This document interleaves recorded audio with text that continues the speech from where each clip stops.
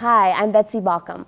I'm a producer for live events here at the Community Center. Today we're going to be talking about tragedy and comedy in high school. If you're a high school teacher and you're going to help your kids get into drama and foster their ability to be dramatic and to act, tragedy and comedy is not that far off from what is experienced a lot in the teenage years. So it's two really relevant ways to get an interest in your students and help them learn more about acting. So let's take a look at tragedy and comedy.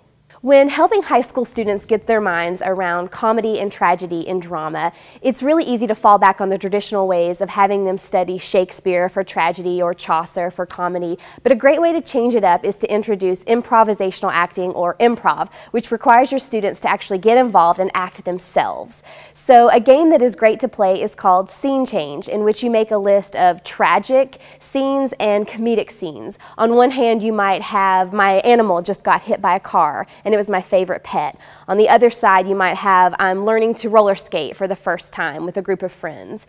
List these scenes out in clear writing on cards, and when you play Scene Change, you have your students start with one, and then when the scene changes, they have to dramatically stop and start their emotions, switching from comedy to tragedy. The things that they'll have to draw on are their emotions, their voice, and their body movements, which will help them connect more closely with things that are tragic or comic. Remember, one of the easiest ways to get people involved in acting is to relate it to their own personal life and what they're going through.